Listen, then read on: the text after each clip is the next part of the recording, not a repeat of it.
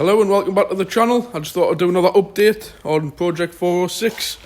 I'm trying to remember what I've done and what I haven't, but if I go over something twice, just let us know.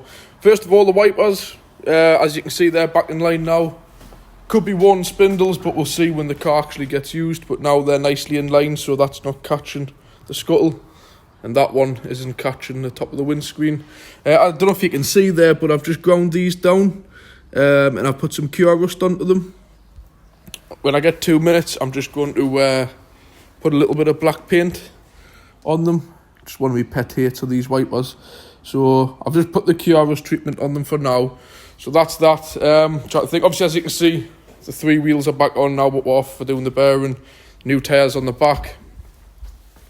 Oh, one other thing that I've done, and don't comment, this is purely not cosmetic. This is for prevention, really. This was, like my other 406, this area here was starting to rust. It must be a common fault. So I've just ground it down as best as I could, put some cure rust on, and basically I had a touch-up pen sitting about, and I don't think it probably looks worse on camera, but I just put the closest match of paint I could find. Clearly, when I get time, I'll spend £6 or so and get the exact match. But for now, that's just prevention, because they are still occasionally putting salt on the roads, and I really didn't want that to go through. Not that it was, when I had a good go at it, it's solid. Same with this wing. I was going to grind the whole thing down, and then I just thought, for the sake of a car which is worth scrap value, what's the point? So the nastiest of the bubbles that was like kind of the top had come off. I just put some cure rust on, put a little bit of touch up on, but really it either needs a new wing, or I may decide to take the grinder to it and get a spray can. But I think with things like this, sometimes the more you muck about with them, unless you know what you're doing, you just kind of make more of a mess. So as long as it's not got sharp edges, and it's certainly not that bad to go through, at the end of the day, it's a 20-year-old car. People probably don't take a second look at it, so it doesn't really matter. Same as that number plate irritates us with the rusty heads. I might get a new set of plates for it, but as I've mentioned, I think I've had the car nearly 3 weeks now, and it's never moved off the lift. The only time I drove it was back home, because it's barred in with this old Austin Champ here, which we're waiting for parts. So this car probably could have been MOT'd early last week, but at the minute it's kind of a bit of good and bad, really, because I'm getting on with a lot more work than I would do, because usually this would be blocking the garage up, but in this occasion it's actually barred in. So while it's barred in, may as well kill 2 birds with 1 stone and crack on and get some work done. So under the bonnet, what have I done? Yeah, had the engine cover off, done the fuel filter, so the full service has been done. I'm going to get on and do the oil in a few weeks' time. It takes about 6 or 7 litres of oil, and I don't really want to go spending too much money on it until I've used it a bit. While I've had the engine covers off, I've checked the... there is a proper name for them. There's like the 2 shut-off valves underneath that they were operating. They're okay. As I've mentioned, I've repaired a vacuum pipe dozer here. Air dozer pipes, that's what you call them. They seem to be in the open position all the time, so that's the main thing. While I've been on as well, I've just basically done an EGR deactivate. I've just took the pipe off it. The EGR's hidden down here, and I've just put a blank in the pipe. I'm not that experienced with these 2.2s. It may set a light up, but I'm not really bothered. As long as it doesn't put the car into limp mode, I can live with that. Clearly, before I MOT it, I'll be putting the pipe back on. Theoretically speaking, though, with this car, even though you can see that pipe's blanked off, you actually, without getting right down the back of the engine, because of this pipe, you can't actually see that it's not connected. So, you know, I'm going to put it on anyways. It's just pointless not having it on. I'll connect it back up for the MOT when I get round to doing it, when this car gets moved. So that's that. That'll help it run a hell of a lot. It definitely did on my 2 litre HDI 90, the RHY engine. Massively improved it. So yeah, that's what I've done under the bonnet anyway. So that's all the servicing work done. There's one thing I did do. I put the code reader on, and I did a scan of the car, and it was pretty clear, to be honest. The only 4 fault codes are regarding to that little additive tank we've seen underneath. So what I'll do is I will just pause it and take the car up and show what's happening. Right, so now the car's up on the lift. You may notice a can hanging from the subframe. What it is, I've already showed this on my previous videos, and anybody who knows about these cars from the 406 Owners Club, just ignore what I'm going on about, you'll know all about this, but to a lot of people, they've probably never heard of it. This is your additive tank. Inside of here, you've got your PART6 fluid, and every time there's a little magnet on the fuel filler cap, every time you open the fuel cap, it sends just a small little shot of additive, which is in this tank, into your main diesel tank. It's just the equivalent of like this stuff here. I'll just show you this as an example, you know, as you would, like, you know, the little, where you squeeze them like a 2-stroke bottle, where it just puts a tiny little shot of what it's called, like, it's PART6 fluid basically. It's been, this car's 20-year-old, it's been around 20 years. So this tank has been strapped up and everything. I think it's had a few knocks and bangs, and they do tend to go wrong a bit. There's no fault codes, as in the light coming up on the car, and it drives perfectly fine. But there is a couple of fault codes relating to the injection quantity for the additive fluid, and something to do with the fuel cap not registering or something like that. So really what you should do is either get a second-hand unit, and just replace this, or take this little pump unit off here. As you can see, that's just where it pumps in the main tank. But somebody told me a good idea, which I never really actually thought of, is, again, we're dealing with a car worth not much more than scrap value, even with a full MOT on. You know, I just like them, they're not worth anything. Is you just simply buy a bottle of PART6 fluid. I think they're about £30 per litre. Ignore this, I'm using this can as an example.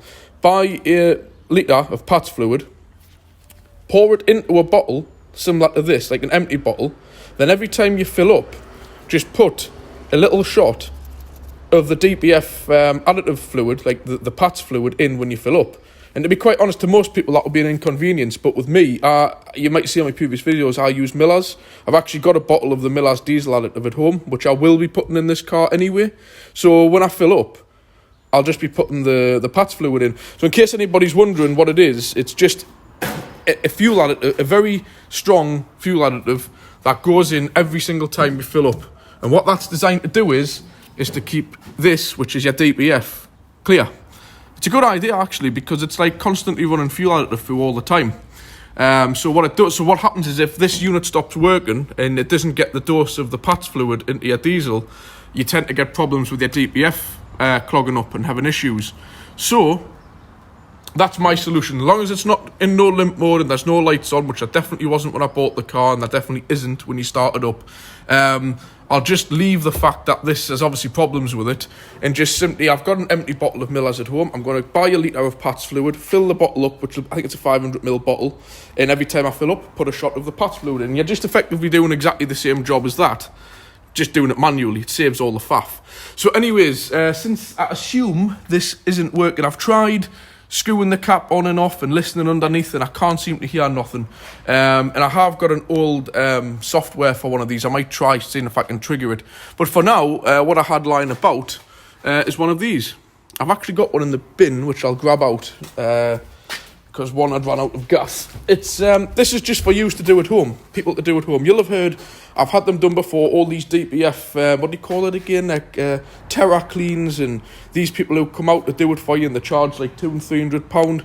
Must admit, if you've totally blocked your DPF and you've got problems, you need a specialist. But if you just want regular maintenance on your DPF, you can get this stuff. Ignore the brand, I think it's called Manoil or something like Manoil DPF foam cleaner. Basically, it just looks like the same stuff as what you put on your carpet to clean it. It just, you spray it on, it foams up. So what you do is you get this, I mean, I think only a tenner, if that, or a can. What you need to do, I'll just grab a light and show you. And this is just preventative work. I'm not saying it's going to cure, you know, major DPF problems. This car hasn't got any problems. Just since that PART6 fluid hasn't been working for a while, it might be starting to clog the DPF. So what you'll notice is, with a DPF, you've got your various temperature sensors here. There'll be one further up there, and there'll be a one somewhere on that exhaust to the top. And what you've got is your two pressure sensors. You've got this one after the DPF, and then you've got that one just there before. And what they do is the register, obviously the higher the pressure, the more it's blocked up. The lower the pressure, the freer it's flowing and it's clear. And they just go up to a little box up there, which is called your pressure sensor, them two rubber pipes. So all you need to do some cars are easy, some cars aren't, is disconnect the pipe which goes in first, basically the one before the DPF, and you put the straw out from the can into the pipe and blast it in. What I'll do is I'll just try and put this on a stand, and I'll show you what I mean. I'm not quite sure how good this will view or not. You kind of get the gist of what I'm doing. I'll just pull it out so I can show you what the stuff looks like. So that's it there. It'd probably be better if I just put it up on the bench and show you. So what you do is you just put the can, the straw onto the can, pop it into your DPF from the pressure sensor point, which is before the DPF, and you just spray this in. I'll just show you on the bench what it does. See, just comes out like that, just like carpet cleaner. And what it does is you just give it a 10-second burst, and obviously you spray it and it goes inside of this, and it foams up inside. And obviously when it foams up, it eats away at all the black soot. Then you start the car up, and then you give it a good drive. Ideally what they say on the bottle is you give them a regen. I'm not going to start doing a regen when it's stuck inside the garage in case it goes on fire.